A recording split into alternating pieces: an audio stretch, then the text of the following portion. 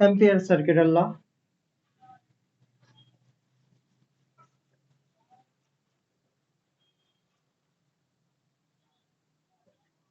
according to Ampere's circuit law, integration of B dot dl, B dot dl is called line integral of magnetic field, और ये symbol हम लगाएंगे closed loop के लिए। तो line integral of magnetic field around a closed loop, ये equal होता है किसके, mu 0 times the current threaded by the loop. तो ये एम्पेयर सर्किट लॉ होता है, ये मैथमेटिकल फॉर्म है एम्पेयर सर्किट लॉ का। तो एम्पेयर सर्किट लॉ के लिए हमें क्या करना है, लाइन इंटीग्रल लेना है मैग्नेटिक फील्ड का क्लोज्ड लूप के लिए। तो सबसे पहले हमें क्लोज्ड लूप चॉइस करना होगा। तो हमें क्या करते हैं, क्लोज्ड लूप लेते हैं। तो ये हमने एक क्लोज्ड लूप लिया, दिस इज क्लोज्ड लूप। अब इस क्लोज्ड लूप में हमें डीएल क्या है, लेंथ है। इस लूप में हमें इस लेंथ के अलोंग चलना है क्लोज लूप में। तो हमें एक सेंस ऑफ रोटेशन लेना होगा, या तो क्लॉकवाइज ले लो या एंटी क्लॉकवाइज ले लो। कोई भी एक डायरेक्शन में हमें क्या लेना पड़ेगा, सेंस ऑफ रोटेशन।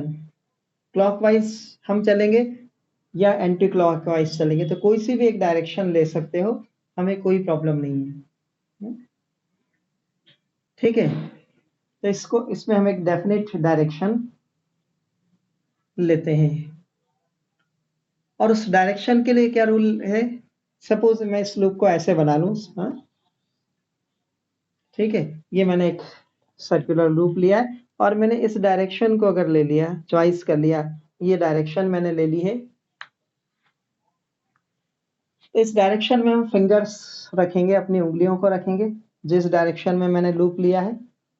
तो उंगलियों को मोड़ा उसी डायरेक्शन में, थंब जिस डायरेक्शन में होगा वो डायरेक्शन बताएगा किसकी, पॉजिटिव करंट की। Thumb will give the direction of positive current, इसको हमें ध्यान रखना है। ठीक है, इसको हम यूज करेंगे। तो हम एक क्लोज्ड लूप लेते हैं, और क्या लेते हैं, इस लूप के सेंटर से एक वायर क्रॉस होकर जा रहा है। तो इस लूप के सेंटर से पास होता है, और इसमें करंट फ्लो हो रहा है आई। इसको इस टाइप से हम देख सकते हैं कि सपोज हमारे पास एक सर्कुलर लूप है। तो इस टाइप से एक सर्कुलर लूप मेरे पास बैंगल है, अभी ये एक सर्कुलर लूप, इसको ऐसे रखा, और वायर कहां से गया, इसके ठीक सेंटर से, ऐसे बीच में से एक वायर गया, और इस वायर में क्या फ्लो हो रहा है, करंट फ्लो हो रहा है। ठीक है, ये ध्यान रखना है। तो इस टाइप से है। तो करंट इस लूप को क्या करके जा रहा है, इसमें से क्रॉस करके जा रहा है ना, ये लूप है मेरा, करंट इसको ऐसे बीच में से जाएगा, तो क्या बोलूंगा मैं, करंट लूप को थ्रेड कर रहा है। तो क्या हम वर्ड यूज करेंगे, करंट थ्रेड करना चाहिए लूप को। ठीक है, ये क्लियर होना चाहिए। तो क्या लॉ है, according to ampere circuit law, line integral of magnetic field around a closed loop is equal to mu 0 times the current threaded by the loop। Clear है ना, कि करंट कौन सा, जो इस लूप को थ्रेड करते हुए जाए। लूप के बाहर करंट है, उससे हमें कोई मतलब नहीं। करंट कहां से पास होना कर जाना चाहिए, इस लूप को थ्रेड करते हुए करंट अगर जाता है, तो वो करंट हमें यहाँ पर रखना है। ठीक है, अब वो चाहे 2 वायर हो, तो यहाँ दो वैल्यू आ जाएगी करंट की। ठीक है, 3 वायर होंगे तो करंट की 3 वैल्यू लिखना पड़ेगी, I1 I2 I3, जो भी होगा वो भी यहाँ आएगा आई की प्लेस पर। अभी मैं सिंपलिसिटी के लिए हम क्या कर रहे हैं, हम सिर्फ एक ही वायर कंसिडर कर रहे हैं। हमने एक वायर लिया जिसमें कितना करंट फ्लो हो रहा है, आई करंट फ्लो हो रहा है। तो हम सिंगल वायर को यूज करके इसको पहले प्रूफ कर लें। तो एम्पियर सर्किट लॉ को हम प्रूफ कर सकते हैं, वो मैं बताता हूं। तो प्रूफ हम इसका यहाँ पर निकालेंगे।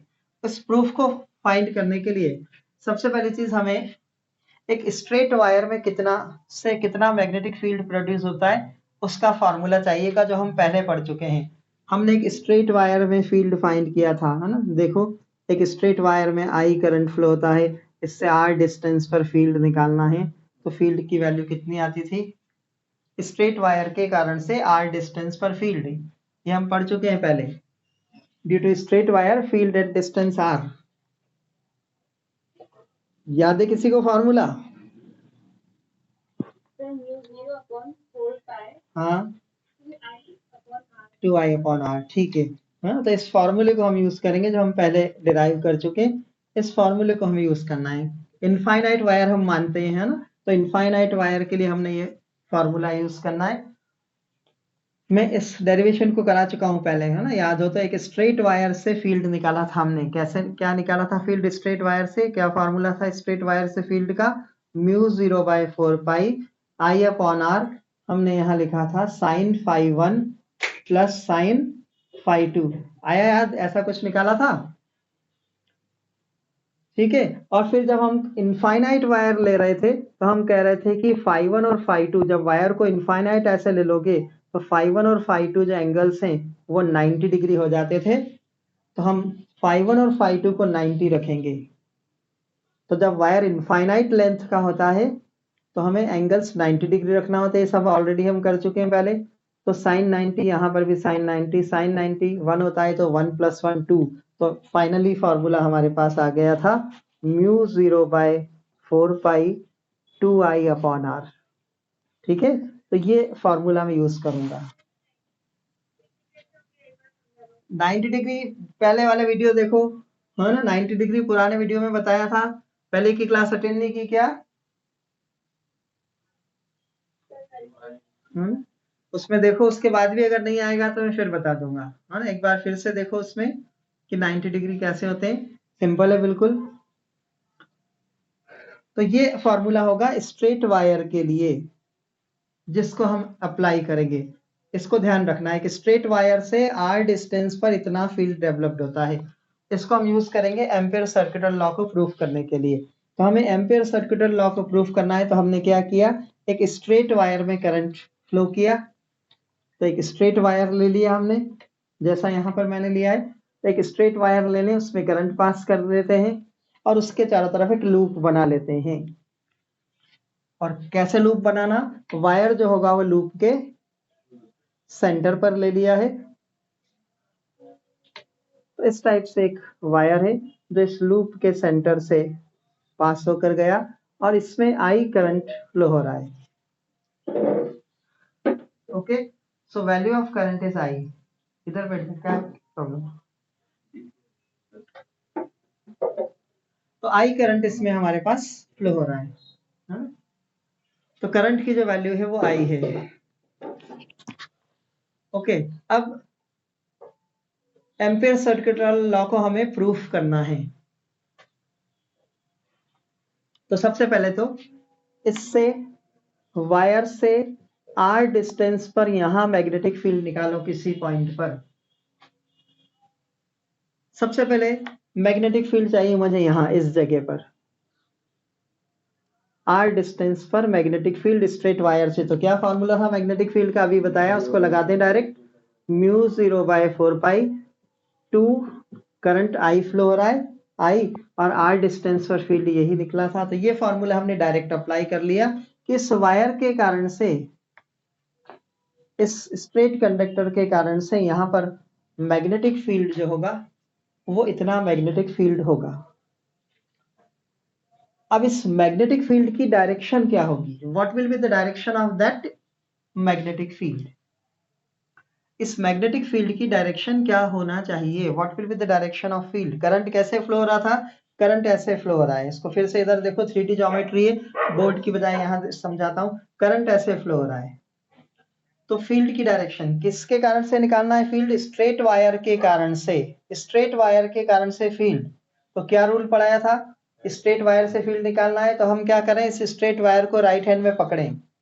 किस तरह से पकड़ना है कि थंब करंट की डायरेक्शन बताए। तो करंट कैसे फ्लो हो रहा है? अपवर्ड ऐसे। तो ये स्ट्रेट वायर है, इसको मैं कैसे पकड़ूंगा? राइट हैंड लिया, इस तरह से मैंने पकड़ा। थंब किसकी डायरेक्शन बता रहा है? करंट की। उंगलियां जिस डायरेक्शन में मुड़ती है वो डायरेक्शन होती है किसकी? मैग्नेटिक फील्ड की। तो उंगलियां या तो कैसे मुड़ेगी, या तो क्लॉकवाइज या फिर एंटी क्लॉकवाइज। तो मैग्नेटिक फील्ड की डायरेक्शन है या तो क्लॉकवाइज आना है या फिर एंटी क्लॉकवाइज आना है, depending on the direction of current. तो करंट अगर ऐसे फ्लो होता है तो मुझे अभी ऐसे रखना है।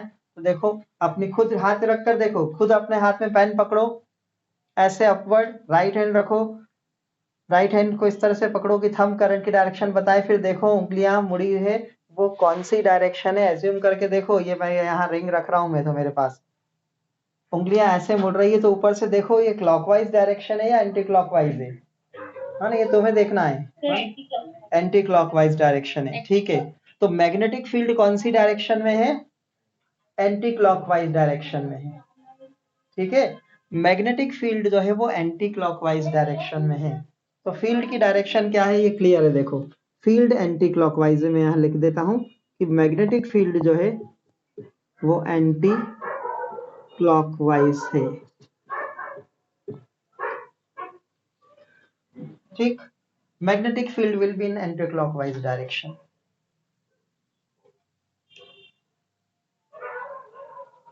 क्लियर। तो स्ट्रेट वायर में करंट फ्लो रहा है, उसके कारण से मैग्नेटिक फील्ड जो डेवलप्ड हुआ है वो एंटी क्लॉकवाइज डायरेक्शन में डेवलप्ड हुआ है। ये जो मैंने लूप लिया था, इस लूप को मैं एम्पियर्स लूप बोलूंगा। This is called amperes loop. और मुझे पता है कि इस लूप में मैग्नेटिक फील्ड की जो डायरेक्शन है वो एंटी क्लॉकवाइज है। तो मैंने क्या बताया था, जब हम लूप लेते हैं तो हमें एक सेंस ऑफ रोटेशन लेना पड़ता है कि हम किस डायरेक्शन में लूप में चलेंगे, क्योंकि हमें क्या चाहिए, हमें चाहिए integration of B dot DL for a loop. तो डीएल क्या है? लूप का एक छोटा सा टुकड़ा। ये छोटा सा मैंने टुकड़ा लिया, ये डीएल है लूप का। पर मुझे पूरे लूप के लिए इंटीग्रेशन करना है तो मुझे चलना तो पड़ेगा ना यहाँ से यहाँ तक। तो सेंस ऑफ रोटेशन लेना है मुझे कि मुझे कौन सी डायरेक्शन में चलना है। तो फील्ड कौन सी डायरेक्शन में आया? Anti clockwise. तो मैं अपना सेंस ऑफ रोटेशन भी एंटी क्लॉकवाइज ले लूंगा, ठीक है। ऐसा करने से क्या फायदा मिला?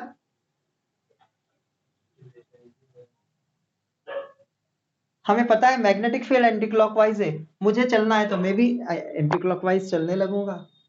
तो ऐसा करने से क्या हुआ, बी और डीएल के बीच में एंगल 0 हो गया। बी एंटी क्लॉकवाइज और हम भी एंटी क्लॉकवाइज चल रहे हैं, तो दोनों के बीच का एंगल 0 हो जाएगा। तो हमें यहाँ cos थीटा की वैल्यू नहीं रखना पड़ेगी, cos 0 1 होता है ना। ये डॉट प्रोडक्ट है, B dot DL which is B DL cos theta होता है ना। अगर डॉट प्रोडक्ट करते बी डॉट डीएल का तो बी डीएल cos थीटा होता। तो हमने क्या किया, यही तरीका सीखना है कि हम लूप ऐसा चूज कर लें कि कौन सी डायरेक्शन में आ जाए, हम हमेशा बी की डायरेक्शन में आ जाए, है ना। मैग्नेटिक फील्ड की डायरेक्शन में आने से थीटा 0 हो गया है। हमने लूप ऐसा ले लिया था कि हम फील्ड की डायरेक्शन में आ जाएंगे, ठीक है। अब हम सॉल्व करते हैं जरा। मुझे इसकी वैल्यू निकालना है, किसकी? Integration of v dot DL की। तो मैं यहीं से स्टार्ट करता हूं। मुझे क्या फाइंड करना है? मुझे निकालना है integration of v dot DL निकालना है। तो integration of v dot DL को मैं कैसे लिखूंगा? b dl cos थीटा, यही फॉर्मूला होता है dot product b dot DL जब करते हैं तो b dl cos थीटा लिखते हैं। एंड अब देखो मेरा cos थीटा अब यहां से हट गया, क्योंकि मैंने लूप कौन सी डायरेक्शन में ले लिया था? एंटी क्लॉकवाइज डायरेक्शन में ले लिया था। तो हमेशा यह ध्यान रखना फील्ड की डायरेक्शन में लूप लेने की ट्राई करना, है ना, ताकि हमारे पास क्या बोलेंगे हम इन दिस केस डायरेक्शन। हम तो हमें कौन सी डायरेक्शन लेना थी? एंटी क्लॉकवाइज लेना थी ना। तो बना लो जरा इसमें एंटी क्लॉकवाइज एरो, कैसे बनेगा, है ना। ये 3D को अगर देखें तो ये अपनी रिंग थी, करंट कैसे फ्लो रहा था, इस टाइप से। फिंगर जो है वो एंटी ऐसे रखना है मुझे, तो ऐसे, है ना, एरो। मतलब यहाँ पर एरो किधर लगाना है मुझे? ऐसे ऐसे उंगलियां ऐसे मुड़ेगी और यहाँ एरो।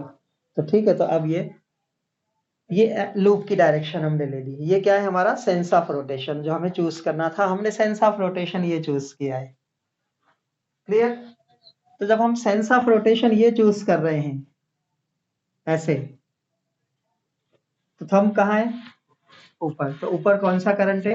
पॉजिटिव करंट है, तो हमें आई को प्लस में रखना है। ये चीज भी क्लियर हो गई है, कि करंट हमारा पॉजिटिव है, हमने सब चूज कर लिया ऐसे x के अकॉर्डिंग। ठीक, अब सॉल्व कर लेते हैं जरा इसको। तो क्या लिखोगे यहाँ, इसके बाद वाली स्टेप क्या होगी कि since B and DL are in same direction therefore theta is 0। तो थीटा को मैं 0 कर देता हूं इसमें यहाँ पर। तो नेक्स्ट स्टेप जब लिखोगे तुम तो क्या लिखोगे, B DL cos 0 and cos 0 is 1 और B मैग्नेटिक फील्ड है विच इज कांस्टेंट, सब जगह सेम होगा ना r डिस्टेंस पर, पूरे लूप पर मैग्नेटिक फील्ड सेम है। तो मैग्नेटिक फील्ड कांस्टेंट है इसलिए इसको इंटीग्रेशन से हम बाहर लिख दें, अंदर हम लिखेंगे सिर्फ dl, integration of b dot dl को सॉल्व किया था तो b dl cos theta cos 0 1 b dl। Okay, और सॉल्व कर लें जरा। तो b into integration of dl is l और l क्या है, length of the loop which is circumference, तो 2 पाई r रख दें। तो इंटीग्रेशन ऑफ dl की प्लेस पर हम लिख सकते हैं 2 पाई r, क्योंकि हमें dl क्या था, इस लूप की लेंथ, स्मॉल लेंथ, हमें पूरे लूप के लिए इंटीग्रेशन करना है तो हम लिखेंगे 2 पाई r। ओके, अब क्या करना है, b की वैल्यू इक्वेशन 1 से उठा करके हमें यहाँ b की प्लेस पर पुट करना है। Left side as it is चल रही है ना, ध्यान रखना लेफ्ट साइड में कोई चेंज नहीं। तो क्या है left side, integration of v dot dl, no change है ना। तो मैं इधर ले लेता हूँ, लेफ्ट साइड हमारी integration of v dot dl चल रही थी, तो लेफ्ट साइड इंटीग्रेशन में v dot dl। Right side में क्या है हमारे पास, b इंटू 2 पाई r। तो b की वैल्यू कितनी है, ऊपर से वैल्यू पुट करता हूँ b की, तो b की वैल्यू है कितनी, म्यू 0 बाय 4 पाई 2i अपॉन r, ये तो b की वैल्यू रखी और साथ में यहाँ था 2 पाई r, तो इंटू 2 पाई r। ठीक है, अब देखो जरा, 2 इंटू 2 4 से 4, पाई से पाई, r से r कैंसिल, तो क्या बच गया राइट साइड में, म्यू 0 i, और यही तो निकालना था एम्पेयर सर्किट वाला, यही तो बताया था integration of v dot dl किसके इक्वल होता है, mu 0 times the current threading the loop. आ गया, ये प्रूफ हो गया। तो इस टाइप से हम एम्पेयर सर्किटल लॉ को प्रूफ कर सकते हैं, तो easily ampere circuital law proof होता है। ठीक है, तो स्टेटमेंट और ये प्रूफ यही चाहिए था। तो क्या आया, integration of v dot dl equal to mu 0 times the current threaded by the loop. This is Ampere circuital law.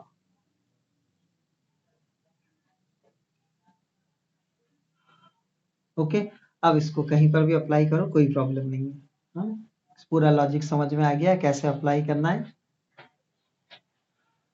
ठीक, तो ये एम्पेयर सर्किटल लॉ है। इस तरह से हम इस तक पहुंच जाते हैं, integration of v dot dl mu 0 i के इक्वल होगा। ओके, अब हम इसके एप्लीकेशंस पढ़ना है। एम्पेयर सर्किटल लॉ की क्या क्या एप्लीकेशंस होगी उसको हम पढ़ेंगे। What are the applications of Ampere circuital law. तो एम्पेयर सर्किटल लॉ की एप्लीकेशंस को पढ़ने से पहले थोड़ा सा प्रैक्टिस कर लेते हैं कि इस लॉ को कैसे अप्लाई करना है ना। कल भी मैंने बताया था, एक दो क्वेश्चंस देख लें कि कैसे इस लॉ को हम अप्लाई करेंगे और उसके बाद फिर इसके एप्लीकेशंस देखेंगे। ठीक है, लॉ ये है, ये क्लियर है।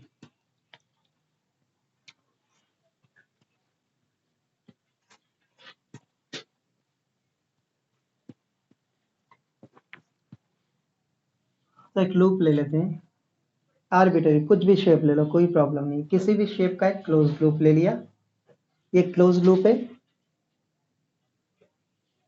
यहां पर मैं 3 वायर्स लेता हूं, ए बी और सी, 3 वायर इस लूप को क्रॉस कर रहे हैं। कैसे क्रॉस कर रहे हैं, क्रॉस, ये डॉट और ये वाला वायर वापस क्रॉस। अब मीनिंग बताने की जरूरत तो नहीं है शायद, क्रॉस का मतलब हमें पता है कहाँ होता है, अंदर की तरफ। तो इसमें करंट अंदर की तरफ जा रहा है, कितना, I1। यहाँ पर डॉट है मतलब ये करंट बाहर की तरफ है, I2, और ये करंट I3 फिर वापस क्रॉस है। लिख दो जरा एम्पेयर सर्किटल लॉ, लिखो, क्या लिखोगे,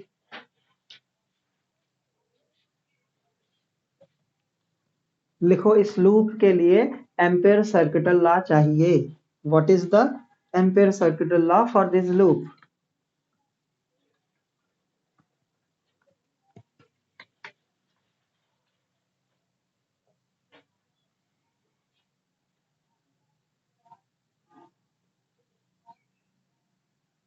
एक लूप है, 3 करंट्स थे।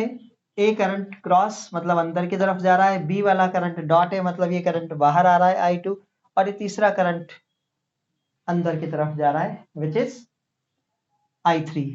अब सबसे पहली चीज क्या करना है, सेंस ऑफ रोटेशन। कोई भी एक डायरेक्शन ले लेना, मुझे कोई प्रॉब्लम नहीं, तुम्हें जो मर्जी आए ले लो, क्लॉकवाइज ले लो या एंटी क्लॉकवाइज, कोई भी एक डायरेक्शन ले लो। तो चलो ये ले लेते हैं अपन, लेट करंट ऐसे फ्लो हो रहा है, ये करंट तो है ही नहीं इसमें, हम लूप की डायरेक्शन है ना, कोई कुछ भी मान सकते हो तुम, अपोजिट लेकर भी करोगे तो भी मुझे कोई प्रॉब्लम नहीं है, आंसर में कोई डिफरेंस नहीं आएगा। हाँ, कोई भी एक डायरेक्शन ले लो, कोई प्रॉब्लम नहीं है। अब मैंने ये अगर डायरेक्शन ले ली है, ठीक है, लूप की, तो लगाओ राइट हैंड रूल अप्लाई करो, फिंगर को कहाँ रखना है, लूप वाली डायरेक्शन में, ये ऐसे, थंब कहाँ है, बाहर की तरफ। तो जो डायरेक्शन थंब की वो कौन सा करंट होगा, पॉजिटिव करंट होगा, है ना? जो थंब की डायरेक्शन होगी वो हमेशा पॉजिटिव करंट बताएगा। तो मैंने ऐसे लूप लिया है, थंब मेरा बाहर की तरफ है तो बाहर वाला करंट पॉजिटिव होगा, और ये करंट मुझे कैसे रखना पड़ेंगे, अंदर जा रहे हैं इसलिए इन दोनों करंट्स को मुझे नेगेटिव लिखना पड़ेगा। कौन से, ए और सी करंट्स नेगेटिव रखना होंगे। तो मैं क्या लिखूंगा एम्पेयर सर्किटल लॉ लगाते time, integration of V dot D L equal to mu zero, कौन से करंट को मुझे पॉजिटिव रखना है, I2 को, तो क्या लिखूंगा मैं, I2 minus I1 minus I3।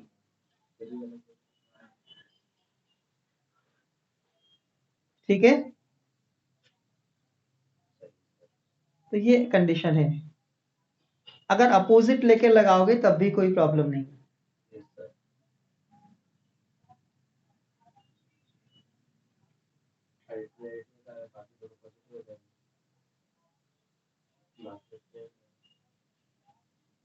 ठीक है, तो ये कंडीशन इसमें होगी।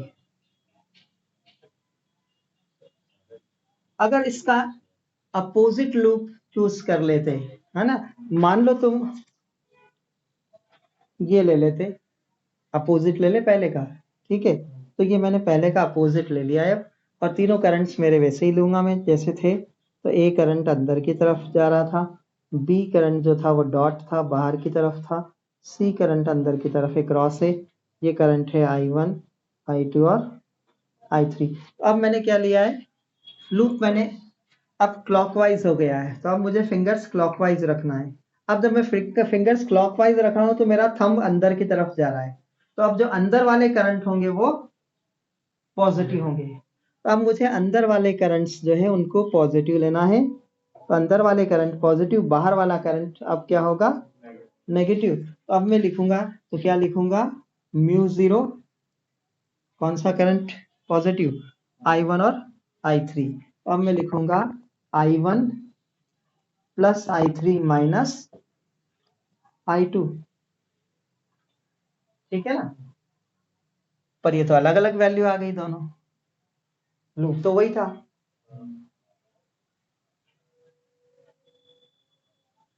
तो अलग अलग वैल्यू नहीं आना चाहिए थे ना, तो अलग अलग वैल्यू नहीं आई है, वैल्यूज जो है वो सेम है, वैल्यूज अलग अलग नहीं आई है ना, इसको कंफ्यूजन, इसको इसी को क्लियर करना है। हाँ, ये सब चीजें बुक में तो लिखा हुआ मिलेगा नहीं, ये चीजें ऐसे ही क्लियर होती है ना, बुक में तो सिर्फ लॉ दिया है और प्रूफ कर दिया और एप्लीकेशंस हो गई।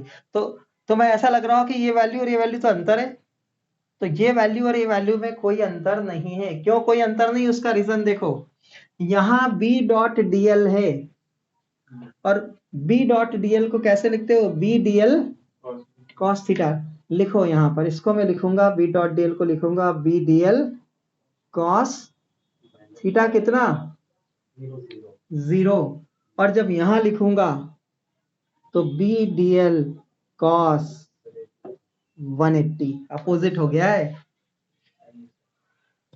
पहले मैंने क्या किया था, मैंने जब प्रूफ कराया था तब क्या लिया था, बी और डीएल की डायरेक्शन सेम रखी थी तो मैंने एंगल 0 ले लिया था। जब तुम अपोजिट लोगे तो फील्ड तो कहाँ है, एंटी क्लॉकवाइज, और तुमने डीएल लिया है क्लॉकवाइज, तो बी और डीएल के बीच का एंगल कितना होगा, 180 हो जाएगा ना। अपोजिट चल रहे हो अब तो तुम, मैग्नेटिक फील्ड तो एंटी क्लॉकवाइज है और तुमने लूप कैसा चूज किया है, क्लॉकवाइज, तो तुम्हारा डीएल और बी के बीच का एंगल 180 हो गया। और कॉस 180 की वैल्यू होती है -1, कॉस 180 की वैल्यू होती है -1, उस माइनस से सारे साइन वहां चेंज होकर ऊपर वाली वैल्यू आ जाएगी। ठीक है, cos 180 को क्या लिखोगे, -1, तो ये है तुम्हारा -b/dl इक्वल टू दिस, दोनों तरफ माइनस से मल्टीप्लाइड करो तो ये प्लस, और यहाँ माइनस से मल्टीप्लाइड करोगे तो ये माइनस, ये माइनस और ये प्लस, ऊपर वाला रिजल्ट फिर आ गया। तो कंफ्यूज होने की जरूरत नहीं है, रिजल्ट सेम है, सिर्फ डिफरेंस क्या है, यहाँ b और dl के बीच में एंगल 0 था और यहाँ b और dl के बीच में एंगल 180 है, तो रिजल्ट दोनों देखो मैच हो गए। अब v dot dl integration of v dot dl equal है ना, तो कोई फर्क नहीं पड़ता है ना। दोनों ऐसा लगता है कि नहीं यहाँ तो साइन अलग आ रहे हैं, बदल गए, बट एक्चुअली में हम एंगल्स अगर देखें तो सही आ जाते हैं। ठीक है, तो इसकी बहुत ज्यादा जरूरत नहीं पड़ती है ना, इस टाइप के, पर ये समझा दिया मैंने, तुम एक लेकर के लिख दो है ना, करेक्ट रिजल्ट आएगा। कोई भी एक डायरेक्शन मान लेना, क्लॉकवाइज एंटी क्लॉकवाइज, और उसके अकॉर्डिंग अपना आंसर यहाँ लिख देना। ठीक है, वैसे तो ऐसे 3 करंट वाले क्वेश्चन देगा नहीं एग्जाम में, है ना? वो सिर्फ एक वायर वाला ही क्वेश्चन देगा, ज्यादा से ज्यादा फिर वही ऐसे पूछ सकते हैं कि ये दे दे और ऐसे लिखने को कहेगा, बस इससे ज्यादा इसमें नहीं आएगा, इससे डीप क्वेश्चन इस पर, इसमें कम से कम। तो इस टाइप से हम एम्पियर सर्किटल लॉ को अप्लाई करेंगे। कोई भी एक डायरेक्शन चूज कर लो, सेंस ऑफ रोटेशन ले लो, देख लो बी उसी डायरेक्शन में है या नहीं, है ना? तो जनरली लूप ऐसा लेना कि किसकी डायरेक्शन में रहे, फील्ड की डायरेक्शन में रहे, ताकि तुम्हें एंगल की जरूरत नहीं पड़े, थीटा क्या हो जाए, 0 हो जाए। थीटा 0 कर देंगे तो प्रॉब्लम नहीं होगी, है ना? नहीं तो फिर अगर अपोजिट ले लोगे तो 180 का ध्यान रखना पड़ेगा, cos 180 की -1। ठीक, तो ये एम्पियर सर्किटल लॉ था। हमें एम्पियर सर्किटल लॉ की एप्लीकेशंस पढ़ना है। तो अब लॉ तो क्लियर हो गया, याद हो जाना चाहिए यहीं पर, है ना। What is ampere circuital law, line integral of magnetic field around any closed loop is equal to mu0 times the current threaded by the loop या current threading the loop। Clear है, एप्लीकेशंस तो देखें। तो next topic, applications of ampere circuital law. तो 3 अलग अलग applications इसमें होंगी, 2-3 एप्लीकेशंस, और ये बहुत इंपॉर्टेंट है। एम्पियर सर्किटल लॉ की जो एप्लीकेशंस है वो बहुत इंपॉर्टेंट है। नेक्स्ट जो टॉपिक हमारे पास है, applications of Ampere circuital law.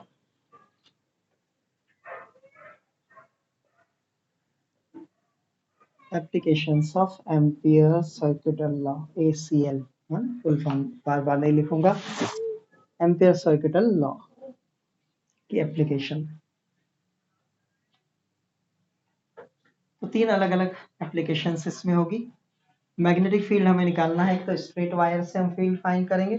एक मैग्नेटिक फील्ड हम निकालेंगे सोलेनाइड के कारण से, सोलेनाइड से कितना फील्ड डेवलप्ड होता है, और एक होगा टोराइड से फील्ड फाइंड करना। सोलेनाइड क्या होती है वो आगे हम पढ़ेंगे इसी चैप्टर में कि सोलेनाइड क्या है, और उससे फील्ड कितना होगा उसको भी कैलकुलेट करेंगे एम्पियर सर्किटल लॉ लगाकर। तो सबसे पहले पहली एप्लीकेशन हम देखते हैं, फील्ड हमें फाइंड करना है ड्यू टू स्ट्रेट वायर्स। ये वही फॉर्मूला है जो अभी हमने यूज किया था थोड़ी देर पहले, magnetic field in a straight wire at distance r। तो एक वायर है, इससे हमें r डिस्टेंस पर फील्ड फाइंड करना है, उस फील्ड की वैल्यू कितनी होगी। ये फील्ड हम पहले निकाल चुके हैं, कैसे, दूसरी मेथड से। हमने एम्पियर सर्किटल लॉ से नहीं निकाला था, हमने इस टाइप से एंगल्स लिए थे, φ1 φ2, एक एंगल φ1 लिया था, दूसरा एंगल φ2, एक छोटे से पोर्शन से फील्ड निकाला था, फिर इंटीग्रेट किया था -φ2 से लेकर φ1 तक, और वो पूरा डेरिवेशन हमने डिराइव किया था। बट अब हमें उसी रिजल्ट पर पहुंचना है, किसका यूज करके, एम्पियर सर्किटल लॉ को यूज करके। तो हम क्या करते हैं, एक स्ट्रेट वायर लेते हैं, अभी जो किया वही, कुछ नया कुछ भी नहीं है। एक स्ट्रेट वायर हम लेंगे, इसमें करंट फ्लो हो रहा है, ठीक, क्या कर लेंगे, एक लूप बना लो इसके चारों तरफ। तो एक लूप बना लिया, ठीक है। लूप कहाँ से जा रहा है, लूप के सेंटर से, है ना, वायर जो है वो सेंटर से पास हो। Draw an ampere loop such that the current carrying conductor passes through the centre of the loop. फिर क्या करना, फिर एक सेंस ऑफ रोटेशन ले लो वापस। अभी हमें पता है कैसा लिया था हमने इसके लिए, एंटी क्लॉकवाइज, तो वही ले लो वापस, एंटी क्लॉकवाइज ले लिया हमने, एंटी क्लॉकवाइज रोटेशन लिया। तो बी और डीएल की डायरेक्शन क्या हो जाएगी, सेम। मैग्नेटिक फील्ड जिस डायरेक्शन में है उसी डायरेक्शन में हमने एम्पियर लूप भी ले लिया है, ठीक है। तो हम क्या करेंगे, एम्पियर सर्किटल लॉ क्या होता है, एम्पियर सर्किटल लॉ है B dot D L equal to mu zero I. अब डायरेक्ट यूज करेंगे ना अब तो हम, ये एम्पियर सर्किटल लॉ है। According to Ampere circuital law B dot D L equal to mu zero I, ठीक। इसको हमने डायरेक्ट यूज कर लिया। दूसरा हम क्या करें, इस integration of B dot D L को सॉल्व कर लो। तो integration of B dot D L कैसे लिख सकते हैं इसको, B D L cos theta लिख दें। तो integration of B dot D L को हम लिखेंगे integration of B D L cos theta. अगली step, integration B D L cos zero, because B and D L are in same direction. B और D L की direction same है।